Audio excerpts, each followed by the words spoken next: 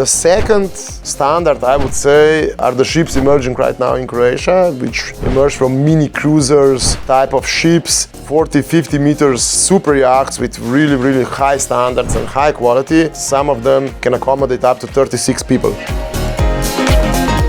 So when you have a cost that starts at 80 or 100,000 euros per week like Biva or Charisma, and you divide this by 36 people, the budget is really, really affordable according to what kind of experience you get. They provide one of the best values for money you can get right now in the market.